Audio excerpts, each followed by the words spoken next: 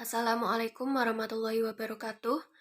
Yang terhormat Ibu Ulfa Melida MPD selaku dosen pengampu mata kuliah Pancasila serta teman-teman kelas D1 PSR yang kami sayangi. Perkenankanlah kami dari kelompok 6 untuk mempresentasikan hasil diskusi kami mengenai Pancasila sebagai ideologi negara. Perkenankanlah anggota kelompok kami untuk berkenalan. Yang pertama, Asyifa Fadila, NIM 106, selaku pemateri kedua. Yang kedua, Ardila Yustika Salsabila, NIM 107, selaku pemateri pertama dan moderator. Dan yang terakhir, Laili Turotul Inayah, NIM 134, sebagai pemateri ketiga. Yang pertama, pengertian ideologi. Kata ideologi berasal dari bahasa Yunani idea dan logos. Idea mengandung arti mengetahui pikiran, melihat dengan budi. Sedangkan kata logos mengandung arti gagasan, pengertian, kata, dan ilmu. Kata ideologi pertama kali diperkenalkan oleh seorang filsuf Perancis, Destutt de Tracy, pada tahun 1795. Bagi de Tracy, ideologi adalah ilmu tentang gagasan dan asal-usulnya. Dengan demikian, pengertian ideologi adalah kumpulan ide atau gagasan, pemahaman-pemahaman, pendapat-pendapat, atau pengalaman-pengalaman. Dimensi ideologi dibagi menjadi 3. Yang pertama, dimensi realitas, yaitu nilai-nilai yang terkandung bersumber dari nilai-nilai real yang hidup dalam masyarakat, sehingga tertanam dan berakar di dalam masyarakat, terutama pada waktu ideologi lahir. Yang kedua, dimensi idealisme, mengandung cita-cita dan harapan yang ingin dicapai dan kehidupan yang lebih baik dalam berbagai bidang kehidupan bermasyarakat, berbangsa, dan bernegara. Yang ketiga adalah dimensi fleksibilitas, yakni memiliki keluasan yang memungkinkan berkembangnya pemikiran-pemikiran baru tanpa menghilangkan atau mengingkari jati diri yang terkandung dalam nilai-nilai dasarnya. B. Pancasila sebagai ideologi terbuka. Ideologi terbuka adalah ideologi yang dapat berinteraksi dengan perkembangan zaman sehingga bersifat dinamis dan adaptif. Selain itu, ideologi terbuka juga bersifat antisipatif dan interaktif dengan tuntutan zaman. Sedangkan jika suatu ideologi bersifat tertutup, maka ideologi tersebut akan berhenti dan beku, konservatif, serta tidak mampu berinteraksi dengan tuntutan perkembangan zaman.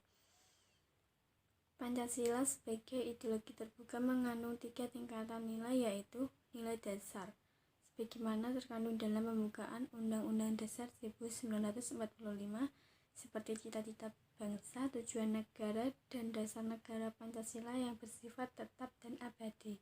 2. Nilai instrumental merupakan perwujudan dari nilai dasar yang berupa peraturan perundangan yang dapat ditinjau kembali dengan perkembangan zaman. 3. Nilai praktis berupa pelaksanaan nyata nilai dasar dan nilai instrumental dalam kehidupan sehari-hari, sehingga harus selalu beradaptasi dengan tuntutan kehidupan yang serba berubah ini. Harus selalu beradaptasi dengan tuntutan kehidupan yang serba berubah ini.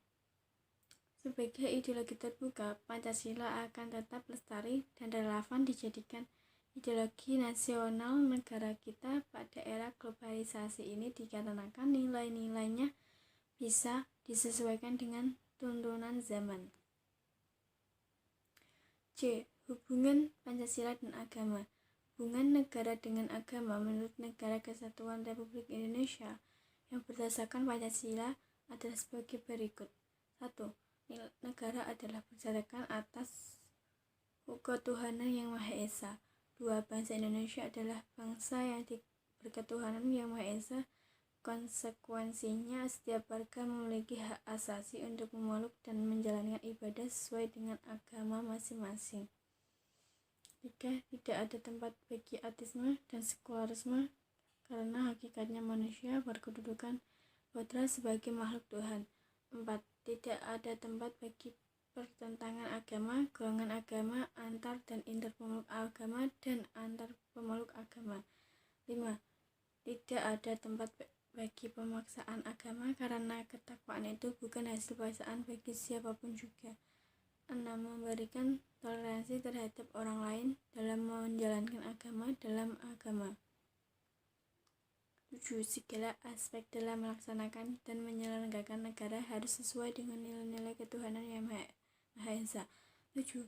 Segala aspek dalam melaksanakan dan menyelenggarakan negara harus sesuai dengan nilai-nilai ketuhanan yang Maha Esa, terutama nama-nama hukum positif maupun nama moral baik agama maupun moral para penyelenggara negara. 8. Negara pada hakikatnya adalah merupakan berkat rahmat Allah yang Maha Esa. Assalamualaikum warahmatullahi wabarakatuh. Saya Laili Duratul Inayah, NIM 21504101134. Di sini saya akan menjelaskan tentang Pancasila dan ideologi dunia. Dunia mempunyai banyak sekali ideologi-ideologi yang dianut oleh berbagai negara. Di antaranya 1. Liberalisme, 2. Kapitalisme, 3. Komunisme, 4. Demokrasi, dan kelima sosialisme. Tetapi negara Indonesia memilih Pancasila sebagai ideologi dikarenakan 1. Di dalam Pancasila tertuang cita-cita, ide, serta gagasan yang ingin dicapai oleh bangsa Indonesia. Kedua, mencakup nilai-nilai positif yang diambil dari berbagai ideologi. Ketiga, menutup kelemahan dari ideologi-ideologi yang ada.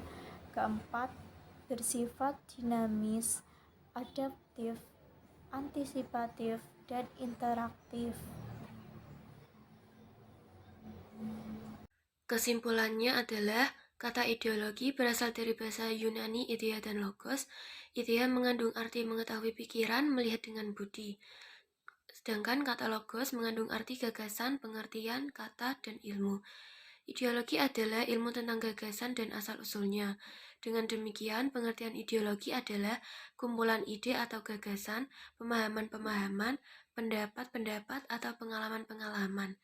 Dimensi ideologi dibagi menjadi 3, yaitu dimensi realitas, dimensi idealisme, dan dimensi fleksibilitas. Sebagai ideologi terbuka, Pancasila bersifat adaptif, dinamis, antisipatif, dan interaktif dengan tuntutan zaman. Sebagai ideologi terbuka, Pancasila mengandung 3 tingkatan nilai, yaitu nilai dasar, nilai instrumental, dan nilai praksis. Pancasila sebagai pandangan hidup bangsa berpangkal pada satu keyakinan bahwa alam semesta beserta isinya sebagai suatu keseluruhan yang terjalin secara harmonis adalah hasil ciptaan Tuhan Yang Maha Esa. Di antara seluruh ideologi yang ada, Indonesia menganut ideologi Pancasila, dikarenakan di dalam Pancasila tertuang cita-cita, ide, serta gagasan yang ingin dicapai oleh bangsa Indonesia. Sekian presentasi dari kelompok kami. Kami mohon maaf karena masih terdapat banyak kekurangan dan kesalahan. Terima kasih telah menyimak video ini sampai akhir. Wassalamualaikum warahmatullahi wabarakatuh.